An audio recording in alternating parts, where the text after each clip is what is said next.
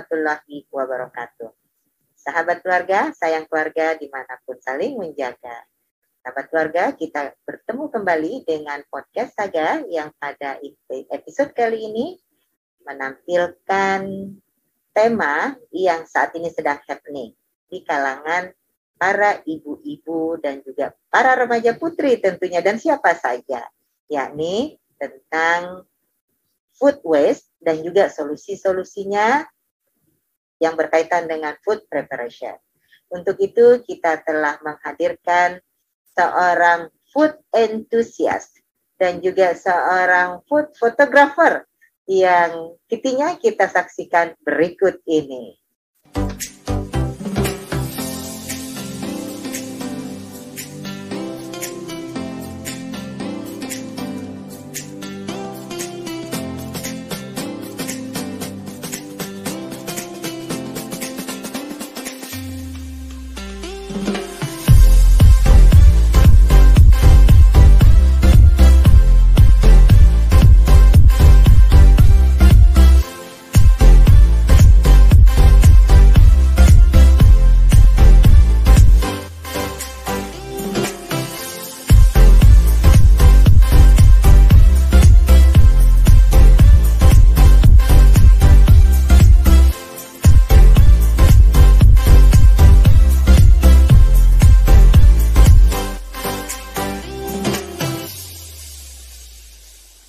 Nah, kita telah menyaksikan Viti, narasumber kita kali ini, seorang ibu yang bekerja dan juga seorang cooking enthusiast, Ibu Tanti Mustika. Assalamualaikum, Ibu Tanti. Assalamualaikum Ibu, waalaikumsalam warahmatullahi wabarakatuh. Sehat, salam sehat Bu. Alhamdulillah Ibu sehat. Semoga Ibu juga dalam keadaan sehat dan bahagia. Amin, amin. Salam sehat dan bahagia untuk kita semua, termasuk untuk sahabat keluarga. Nah, Bu Tanti, tadi tuh dari VT-nya tuh sudah cukup panjang ya, malah melintang banyak sekali hal-hal yang sudah dilakukan berkaitan dengan aktivitasnya mencegah terjadinya food waste. Kalau boleh cerita nih bagaimana awal mulanya ketertarikan seorang ibu yang juga bekerja menjadi food enthusiast dan tertarik untuk bergerak sebagai aktivis mencegah food waste, Ibu Tanti. Ya Ibu, jadi pertamanya karena bekerja ya Bu, jadi nggak punya waktu setiap hari untuk bisa belanja, untuk bisa memasak, untuk bisa menyiapkan setiap pagi karena waktunya lumayan sempit gitu dengan jam masuk kantor. Jadi disiasati dengan cara berbelanja di awal dengan porsi yang bisa untuk kebutuhan sekian hari begitu Bu. Dari situ karena kebetulan juga dulu lagi belajar memasak, jadi banyak coba-coba resep, terus mulai mencoba resep dari sana, dari sini gitu. Terus karena nggak punya waktu buat beli bahan setiap hari, jadi disimpan. Lalu kemudian cari cara nih, gimana ya caranya kalau misalnya kita mau punya sayuran, punya bahan makanan yang lumayan bisa bertahan misalnya sampai seminggu, gimana ya caranya? Oh ternyata dengan cara penyimpanannya seperti itu Bu. Bu Tanti, sebetulnya food waste sendiri itu apa ya? Oh ya, jadi food waste itu adalah sisa bahan makanan yang sebenarnya tadinya mau kita makan, tapi kemudian karena satu dan lain hal dia akhirnya menjadi terbuang. Mungkin bisa disebabkan karena pertama kita tidak menghabiskan makanan, lalu yang kedua kita mengambil porsi yang sedikit lebih banyak dibandingkan dengan kemampuan perut kita kondisi saat itu, lalu juga bisa karena membeli makanan yang sekedar lapar mata aja. Nah, ini semua bisa menyebabkan food waste, tidak terkonsumsi oleh kita seperti itu. Ironisnya di Indonesia sendiri ini menempati peringkat kedua Bu untuk negara dengan penghasil food waste terbesar di dunia, nomor 2 begitu. Dan ini menjadi sebuah ironi karena berdasarkan data dari yang pernah saya baca itu kalau di food waste yang dihasilkan oleh masyarakat di Indonesia itu mampu menghidupi 11% penduduk lainnya. Jadi dari sisa food waste kita, food waste saya, food waste warga di rumah, food waste teman-teman semua, kalau dikumpulkan sebenarnya itu bisa untuk menghidupi 11% penduduk lain, seperti itu, Bu. Dan satu lagi, ternyata ada kebiasaan kita yang sebenarnya ini menjadi satu ironi gitu. Ketika puasa, saat bulan puasa itu jumlah food waste itu meningkat karena mungkin karena ada keinginan untuk mengkonsumsi karena puasa, jadi punya keinginan nanti saat berbuka akan makan A, B, C, D, E gitu, sudah di-list, kemudian saat lagi pas buka puasa ternyata cuma minum sedikit aja udah kenyang. Nah, sisa-sisa ini yang tidak termakan inilah yang akhirnya menjadi food waste, begitu, Bu. Oh, jadi food waste itu di sini adalah makanan yang semestinya akan kita makan lalu tidak termakan dan akhirnya menjadi waste, menjadi sampah, terbuang. Nah, ini makanan yang sudah matang, yang sudah dihidangkan, siap hidang dan juga sudah siap dikonsumsi. Apakah ada juga food waste yang berasal dari katakanlah mungkin sebelum dimasak? Ya, ini kan tadi makanan-makanan yang sudah dimasak, yang sudah tersaji, siap dikonsumsi, namun tidak terkonsumsi seluruhnya. Selain itu, adakah kategori lain dari food waste ini? Kita mengenal ada food loss. Jadi beberapa bahan makanan sebelum dimasak dari masih berbentuk bahan baku yang tidak terkonsumsi juga. Seperti misalnya disebabkan oleh adanya kerusakan dari proses distribusi dari hulu ke hilir, dari produsen ke konsumen, dari pertanian sampai ke tangan kita, itu juga ada beberapa yang waste itu disebut food loss, seperti jadi dia kondisinya masih dalam bahan baku, Bu. Lalu juga mungkin adanya kondisi yang tidak baik karena satu dan lain hal tentang gagal panen atau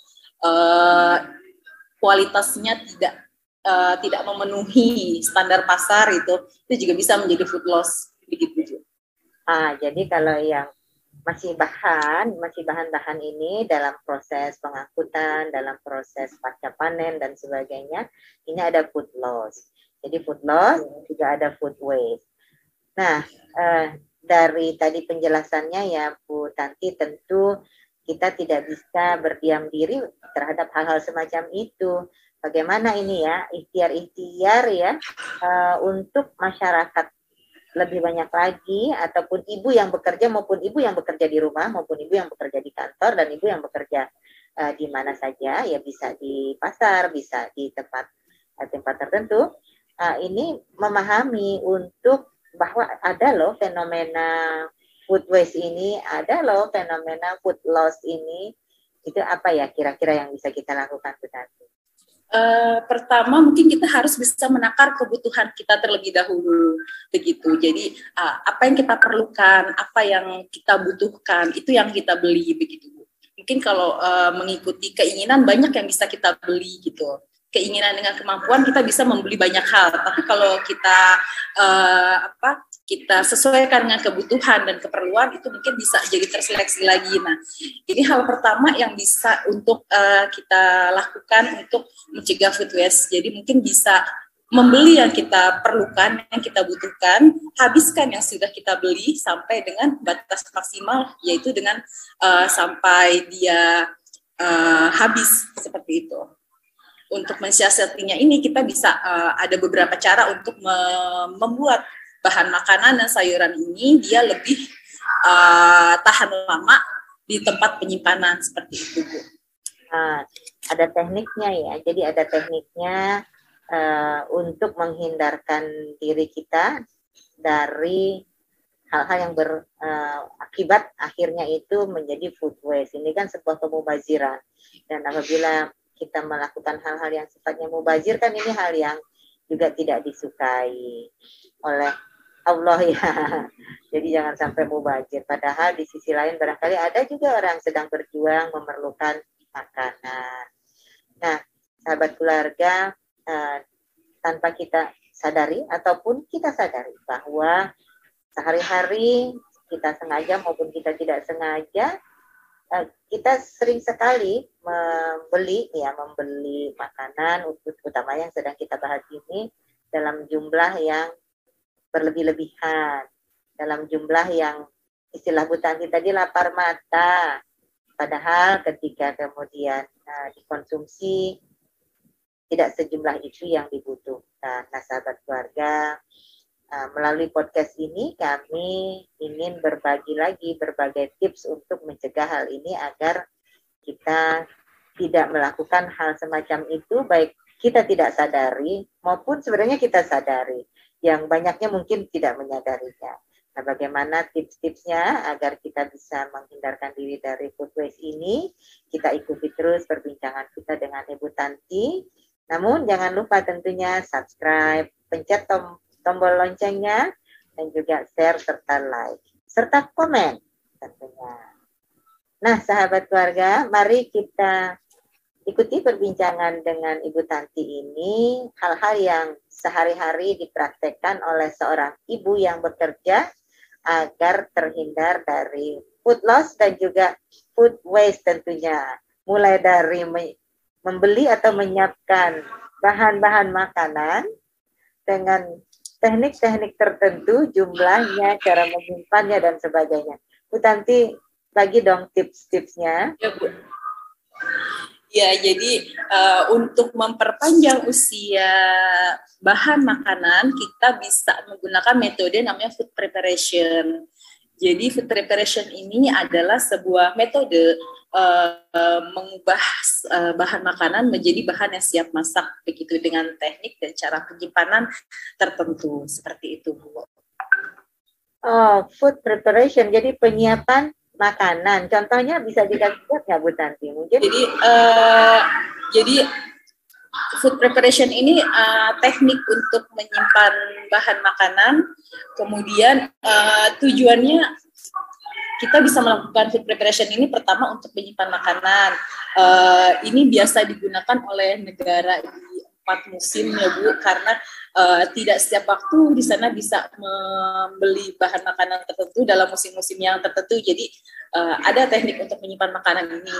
Lalu yang kedua juga ini bisa menyingkat waktu memasak. Jadi sebenarnya kita sudah mengerjakan setengah durasi memasak kita dengan cara menyiapkan bahan makanan dari yang masih dari warung, dari pasar, dari supermarket gitu sampai dengan kemudian siap diolah. Lalu tujuan yang lain kita juga bisa menjadi menghemat Bu, karena itu tadi sebenarnya kita membeli yang kita butuhkan, kita menghabiskan apa yang kita punya, jadi itu akan lebih efisien. Juga akan menjadikan kalau buat saya sih jadi sejenis mood booster begitu, karena saat menyiapkan gitu, saat membersihkan, menyiapkan, mengotak-ngotakin sayuran itu jadi kayak warna-warni gitu, terus di kotak-kotak itu bisa jadi mood booster itu buat saya gitu Bu. Nah, ini kalau misalnya dikasih lihat contohnya itu ada fotonya Kak, atau ada teknik ketika misalnya menceritakan beli apa dalam jumlah berapa lalu diapakan di. Ya Bu, baik. Jadi biasanya setiap durasi beberapa, kalau sekarang saya udah 10 sampai 2 minggu sekali saya belanja sayur. Itu biasanya terdiri dari seperti ini belanjanya. Ada pisang, ada wortel, semua bahan makanan. Tentunya sebelumnya saya membuat jadwal dulu Bu. Jadi dalam 2 minggu ke depan saya mau masak apa nih? Misalnya ada sayur sop, ada bakwan jagung, lalu ada ayam goreng. Besoknya saya mau masak pecel, tahu bacem, empal. Lalu besoknya saya mau masak capcay, ayam goreng. Nah, dari masing-masing menu itu kemudian ini ada di layar contohnya menu 2 minggunya Bu Tanti. Nih. Ada menu 2 minggu. Kemudian dari situ di bahan bakunya apa aja ya? Kita bisa butuh wortel, butuh ini. Kemudian dalam satu waktu kebutuhan wortelnya kira-kira 1 kilo, lalu ininya sekian banyak, ini sekian banyak begitu. Nah, berdasarkan ini shopping list inilah yang kita bawa untuk belanja sayur seperti itu. Jadi insya Allah apa yang kita beli saat itu memang apa yang sudah kita rencanakan dan tidak ada yang mubazir gitu. Walaupun ada 1-2 gitu kepengen apa, tahu-tahu pas di lokasi pasti sering ada sih Bu kayak begitu. Jadi tips pertama, 1, buatlah menu 2 minggu. Dari menu 2 minggu itu di breakdown menjadi kebutuhan setiap jenis masakan yang akan dimasak selama 2 minggu itu. Atas dasar itu maka disusunlah shopping list untuk dibawa berbelanja. Baik ke pasar tradisional maupun ke supermarket kemana saja. Gitu ya Bu Tanti ya. Nah sesudah itu, sesudah didapatkan, sesudah belanja nih, diapakan nih? Misalnya ada wortel, ada ayam, ada ikan, ada jagung dan sebagainya. Tadi diapakan? Ya, jadi yang pertama kali dilakukan adalah setelah kita selesai berbelanja, kita bisa membersihkan sayuran. Lalu ada beberapa teknik-teknik yang bisa diterapkan, dan ini berbeda antara misalnya antara sayuran hijau, antara cabai, antara brokoli seperti itu Bu. Jadi misalnya kayak brokoli, kalau misalnya menyimpan brokoli dalam keadaan hanya dihilangkan tangkainya saja, itu akan dalam jangka waktu 5-7 hari biasanya sudah warna kuning. Jadi kalau brokoli itu biasanya diblansir. Diblansir ini adalah dengan direbus sekitar 2 menit. Kemudian setelah selesai direbus, dimasukkan ke dalam air dingin yang ada es batunya agar dia menghentikan proses memasak itu seketika. Jadi nanti kita akan mendapatkan brokoli setengah matang dengan warna yang hijau cantik. Seperti itu. Kemudian brokoli ini, brokolinya jadi hijau cantik dan nggak layu kayak hijau layu begitu Bu. Jadi bagus banget. Direbus gitu. Sampai mati ya? Setelah direbus. Jadi direbus 2 menit. Kemudian diangkat, dimasukkan ke dalam air yang berisi es batu seperti itu, untuk menghentikan proses memasak itu seketika. Wah, ya. Lalu setelah itu disimpannya gimana Kak? Untuk nyimpannya kita bisa taruh di kotak, lalu disimpan di dalam freezer. Nah, penyimpanan di dalam freezer ini bisa tahan sampai dengan 3 bulan Bu. Jadi ketika sewaktu-waktu kita misalnya butuh brokoli, kita bisa langsung gunakan dari freezer ini, dibuat sop, langsung dimasukkan ke dalam panci sop kira-kira sekitar 5 menit sebelum selesai masak gitu Bu. Jadi brokolinya tetap tidak terlalu lembek begitu. Iya. Wah, ini ada tekniknya ya. Selain brokoli ada hal lain yang kita bisa share kepada sahabat? Mungkin kalau ibu-ibu suka beli daun bawang, suka sebel gitu ya, daun bawang ujungnya kadang suka layu, suka tahu-tahu kuning gitu dalam 3 hari 4 hari gitu, walaupun udah taruh dalam kotak gitu, kadang masih suka ada ada embun air yang dia justru bikin sayurannya itu jadi layu. Nah, untuk nyimpen daun bawang dengan durasi yang lebih lama, kita bisa cuci bersih daun bawang ini maupun daun seledri, kemudian potong-potong sesuai kebutuhan, misalnya bisa setengah senti atau 1 senti, kemudian taruh di kotak dan simpan di freezer. Setiap kali mau masak, tinggal keluarin seperlunya, kemudian disimpan lagi di dalam freezer. Ini bisa tahan sampai, saya pernah 3 bulan, 4 bulan baru beli daun bawang Bu. Gitu. Oh, di freezer ya. Ya. Jadi habis dicuci potong-potong, simpan. Disimpan. Iya, yang hal lain misalnya seperti apa, cabai gitu ada juga caranya. Kalau cabai itu jadi inti prinsipnya untuk menyimpan bahan makanan dalam kotak adalah menghindari embun air, titik-titik air. Titik-titik air ini bisa mempercepat proses pembusukan seperti itu. Jadi pastikan kotak akan tetap kering dengan memberikan tisu dapur ataupun memberikan kain pelapis begitu agar uap airnya tidak langsung menetesi si sayuran ini. Kalau untuk cabai, saya pernah diberitahu kalau cabai itu nyimpennya adalah dengan cara dipetik ujungnya, tangkainya, kemudian disimpan bersama dengan beberapa siung bawang putih. Nah, ini dipercaya akan membuat cabai akan awet lebih lama dibandingkan jika disimpan tanpa dengan bawang putih, begitu Bu. Dicampur ke dalamnya bawang putihnya. Bawang putihnya dikupas apa enggak? Dikupas Bu, dikupas mungkin 2-3 siung aja begitu. Campurin ke cabai. Gitu. Wah, luar biasa ya, tips-tipsnya ini sangat praktikal yang kita bisa contoh dan dipraktekkan di rumah. Selain itu, bagaimana tips untuk, nah ini contoh-contohnya kita bisa lihat juga ditayangkan di layar kaca semacam ini, hal-hal yang dilakukan oleh Ibu Tanti ketika selesai berbelanja, lalu kemudian bahan belanjaannya dibersihkan, lalu kemudian ada yang sudah dipotong juga, ada yang sudah diiris-iris, dan diwadahi seperti ini. Kita lihat di layar kaca. Luar biasa cantik sekali ya. Diwadahi, di samping cantik, bersih, lalu kemudian rapi, apik ini ya. Ini tentu ada teknik-tekniknya nih waktu menyimpan. Ini ukuran-ukuran kotaknya dan juga cara memasukkan ke kotaknya bagaimana nih Bu Tati?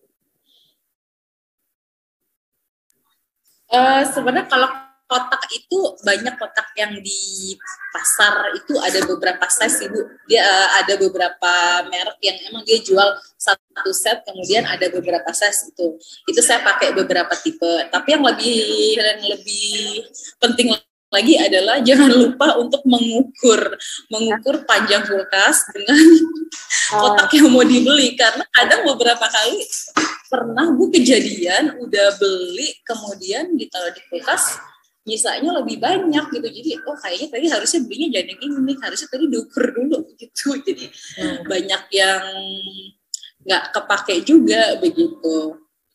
Diukur ukuran kulkas, diukur juga jumlah makanan kulkas. Jadi kira-kira misalnya rak kulkas misalnya 30 cm.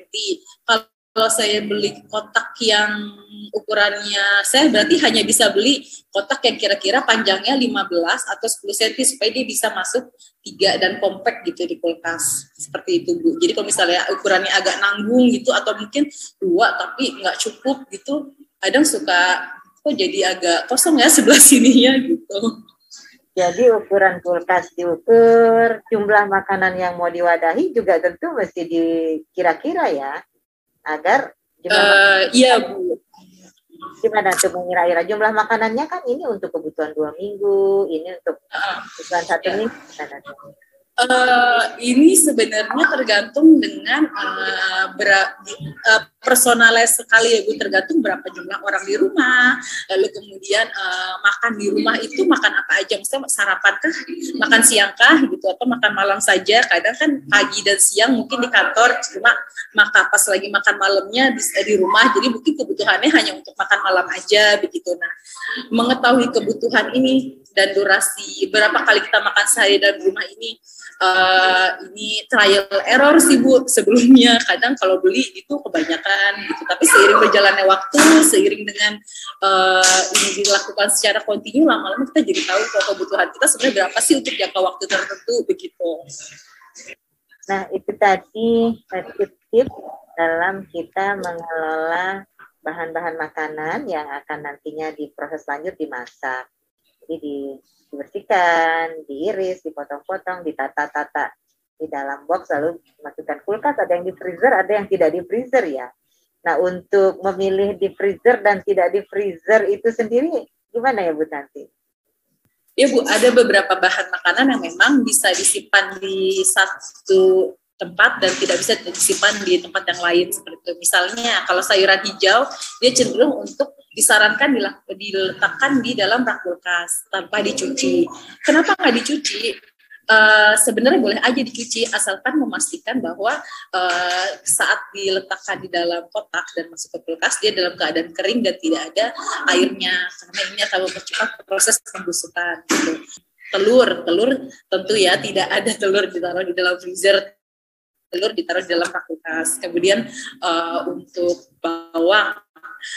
bawang itu sebenarnya lebih aman untuk diletakkan di suhu ruang gitu. Cuma karena kalau saya tidak saya lebih senang kalau beli bawang itu dari kupas. Jadi untuk jangka waktu 2 minggu saya beli bawang kupas, kemudian saya taruh di dalam kotak dalam keadaan kering begitu. Lalu kentang harus ditaruh di suhu ruang seperti itu. Lalu kalau untuk misalnya untuk tahu, iya, ya Bu, bawang bombay di suhu ruang Bu, tapi tidak boleh dekat-dekat dengan kentang. Jadi konon ada gas yang dilepaskan oleh kentang, ada gas yang dilepaskan, saya lupa ya, ada gas yang dilepaskan oleh salah satunya bisa mempercepat pembusukan salah satunya gitu. Antara kentang yang melepaskan gas atau mempercepat busuknya bawang, atau bawang yang melepaskan gas lalu mempercepat busuknya si kentang. Yang pernah saya baca, dua ini jangan deket-deketan begitu. Iya. Di tempat yang berbeda gitu. Terus menyimpan tahu itu bisa diletakkan dalam kotak di rak kulkas dengan diberikan air dalam setiap hari, biasanya 2 hari sekali. Kalau airnya saya ganti kalau misalnya tahunya belum habis gitu. Insya Allah ini nggak akan membuat asam atau berubah rasa gitu. Dia akan tetap fresh begitu. Sahabat keluarga, kita sudah mendengar berbagai tips. Tentu sahabat keluarga juga memiliki berbagai pengalaman dan tips dalam mengelola, mengolah, dan juga menyimpan makanan. Bisa tinggalkan komen tentunya untuk tips-tips yang dipraktekkan di rumah sahabat keluarga masing-masing. Bu Tanti, kita masih berbincang lanjut kiranya untuk food preparation atau penyiapan makanan sebagai salah satu upaya untuk menghindari adanya food waste, atau apa tadi istilahnya kalau food waste itu? Food waste itu sisa makanan yang tidak termakan, tidak dikonsumsi. Begitu. Menghindari food waste yaitu sisa makanan yang tidak dikonsumsi. Kita akan mendengarkan berbagai ikhtiar lainnya yang akan dibagikan oleh Bu Tanti. Silakan nih Bu Tanti, apalagi yang bisa dibagikan kepada sahabat keluarga. Ya, jadi setelah kita mengetahui bagaimana caranya untuk mentreatment masing-masing bahan makanan, kita bisa memulai dengan langkah kecil dengan durasi yang tidak panjang, bisa dengan 3 atau 4 hari, tapi kita berusaha maksimal untuk menghabiskan bahan dan yang sudah kita beli ini untuk kita konsumsi semuanya. Seperti itu. Lalu bagaimana cara memulainya? Cara memulainya adalah dengan pertama menyusun menu. Jadi kita bisa tahu apa yang kita butuhkan, kita bisa punya shopping list dan kita bisa belanja berdasarkan shopping list. Yang kedua adalah kita bisa menyiapkan storage atau wadah penyimpanan yang bisa untuk memperpanjang usia simpan bahan makanan. Dan yang ketiga adalah memperhatikan juga porsi dan jenis bahan saat penyimpanan. Jadi porsi ini juga merupakan bagian yang penting. Karena apa? Karena untuk beberapa bahan makanan itu ada yang misalnya kayak daging, kita harus pakai metode FIFO, first in, first out begitu. Jadi yang usianya jauh lebih lama harus kita konsumsi lebih dulu begitu. Supaya apa? Supaya siklus perputaran bahan makanan ini tidak ada yang terlalu lama menumpuk di dalam freezer atau di kulkas. Seperti itu, Ibu. Baik, terima kasih tipsnya. Cara menggunakan atau cara mengambil makanan yang sudah tersimpan pun ada urut-urutannya ya.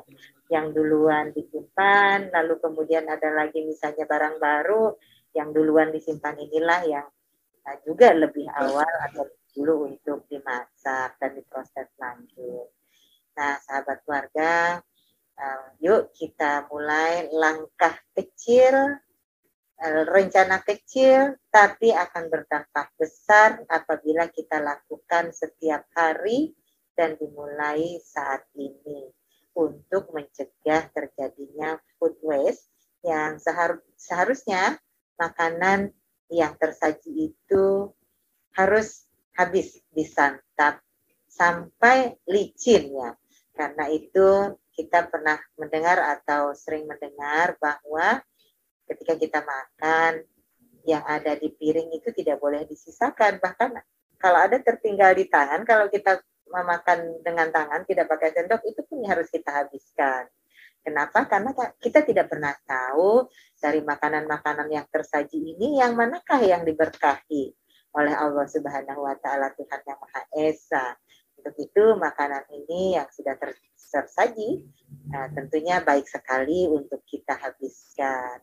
Nah, sahabat keluarga, berbagai ikhtiar ini tentu membutuhkan tekad yang kuat, membutuhkan persiapan diri juga agar kita menyiapkannya dengan lebih sistematis. Sudah tahu tadi tips-tipsnya, apa dulu yang perlu kita lakukan, dimulai dari membuat menu dan tidak harus langsung panjang 2 minggu, bisa mungkin harian, 2 harian, 3 hari, 4 hari, dan seterusnya kalau sudah terbiasa dan juga sudah siap untuk berbelanja dengan jangka yang lebih panjang lagi. Kesiapan ini dari berbagai sisi tentunya, termasuk kesiapan dana. Nah, sahabat keluarga, tips-tips yang tadi dibagikan mudah-mudahan dapat memberikan inspirasi untuk kita terus berbagi hal-hal yang dapat menjadikan kehidupan kita lebih tertata dan lebih hemat, lebih efisien, dan juga tentu saja lebih praktis dan juga lebih barokah insya Allah. Bu Tanti, untuk sahabat keluarga ini adakah yang ingin dipesankan lagi barangkali sebagai closing statement? Silakan. Iya Ibu, kita bisa bergerak untuk memulai mengurangi sampah, mengurangi food waste ini dengan mulai dari dapur kita masing-masing seperti itu. Dengan langkah kecil ini, semoga ini bisa menjadi satu upaya dan ikhtiar kita untuk menyelamatkan bumi, karena bukan hanya kita dan hari ini aja yang akan menikmati ini, tapi juga masih ada generasi setelah kita yang akan masih akan menikmati apa yang ada di bumi. Seperti itu Bu. Baik, terima kasih. Terima kasih sekali lagi atas sharingnya. Semoga bermanfaat. Dan para sahabat keluarga dimanapun berada, kami saat ini, saya dan Ibu Tanti Mustika, undur diri sampai ketemu lagi pada episode Podcast Saga yang akan datang. Assalamualaikum. Waalaikumsalam warahmatullahi wabarakatuh.